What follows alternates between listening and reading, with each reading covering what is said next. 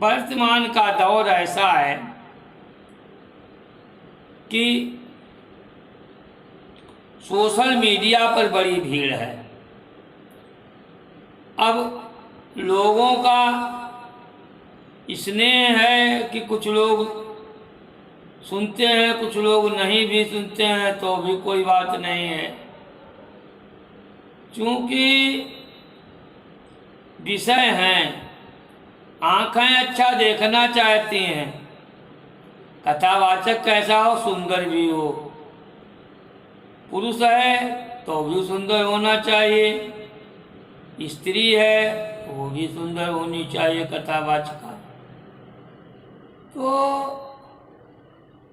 सज धज के लोग बैठते हैं, ढोलक भी है, हारमोनियम भी है, सितार भी है, ढपली भी है, बांसुरी भी है, मृदंग भी है, इतने साज हैं कि गिन नहीं पाओगे। और ये उस साजों की भीड़ में भूल जाओगे कि ये कह क्या रहा है। लेकिन चूंकि श्रवण जो है कान का सुख है, तो भीड़ में तमाम साजों में अगर सब कुछ संयोजित है तो लोग उसी को अच्छा कहते हैं। अब जैसे हमने बहुत दिनों से इस बात को देखा है कि जब यज्ञ होती थी, जब कथावाचक ही आते थे, तो कथावाचकों में भी कुछ नामी कथावाचक जब बैठते थे तो भीड़ ठहर जाती थी।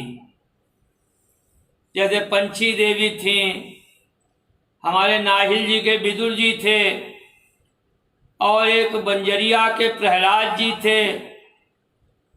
ये पंछी देवी शायद अब भी हैं, और यह सब बड़े ही उद्भट कथावाचक उस समय के थे, और जब यह सब आते थे तो भीड़ ठहर जाती थी। और जब संत महंत बोलते थे तो हमें लगता था पांडल में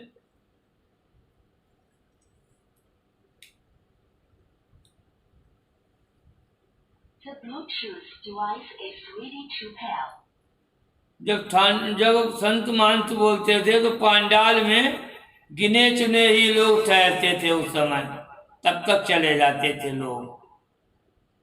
असल में कथावाचन, उपदेश और उनको श्रवण के सुख में ले जाना दूसरी बात है।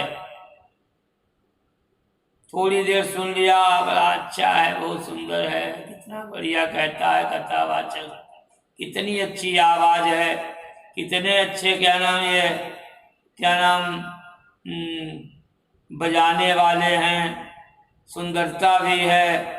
हम तो देखते हैं, किसी निंदा नहीं करना है, लेकिन ये देखता हूँ कि विविध प्रकार के देशों में हर जगह पर अब मेन चीज यही है, उदर निमित्तम बहुकृत्य वेशा।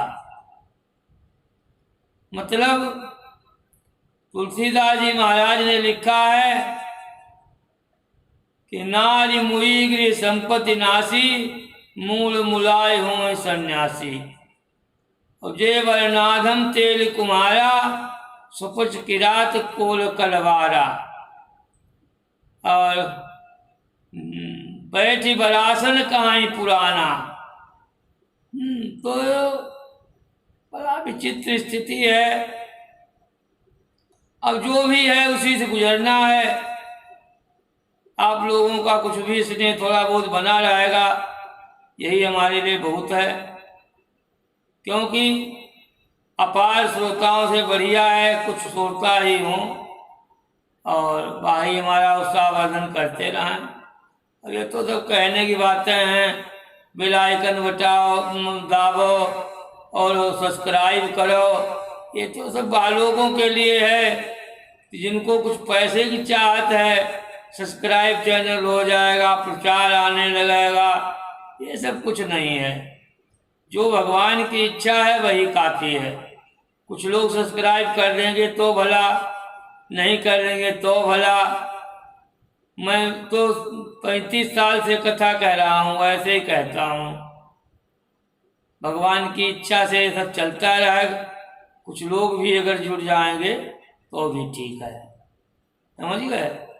आप लोग सुनते रहें, थोड़ा बहुत हमारा उत्साहवर्धन करते रहें। बहुत बहुत धन्यवाद। लेकिन ये कथानक चलता रहेगा। भगवान की इच्छा से उन्होंने शुरू से बीज दे रखा है इसका। हमें पता नहीं है ये सब क्यों होता चला आ रहा है, बचपन से हो रहा है। न जाने कितने हमारे समक्ष में संत महंत उठे और उठ कर के अपने छद्म कृत्यों में फंसे भी, उनका उत्थान भी देखा, उनका पतन भी देखा। लेकिन भगवान की कृपा से मैं किसी से जुड़ा नहीं, कभी नहीं जुड़ा। न जाने कितने महान से महान लोग नाम पैदा करके इस संसार से चले गए। नाम नहीं लेना चाहूँगा, बीच में भी कुछ लोग नामी गिरामी हुए जिन्होंने अपने शरीर से बहुत ही यश वैभव बनाया, जगह जगह पर आश्रम खोले, करोड़ों वर्गों की संपत्तियां इकट्ठा की। और कुछ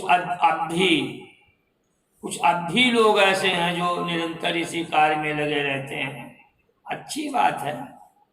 भगवान का सभी शास्त्र मुखों से गुणगान करते हैं। शास्त्र शीर्षा पुरुषा शास्त्र साक्षात शास्त्रपात सभूमि गुम सर्वत्व स्प्रत्वातिष्ठ दशांगुलम। जो शास्त्र शीर्षा पुरुषा स्वयं है, तो उसकी अगर कथा शास्त्र शीर्षा पुरुषा की शास्त्र शीर्षों और पुरुषों के द्वारा शास्त्र मुखों से कही जाएगी तो किम आश्चर्यम, कोई आश्चर्य नहीं है। नाना भांति राम अवतारा, रामायण सतकोटि अपाया, भांति अनेक मुनीसन गाई, कथा प्रबंध विचित्र बनाई।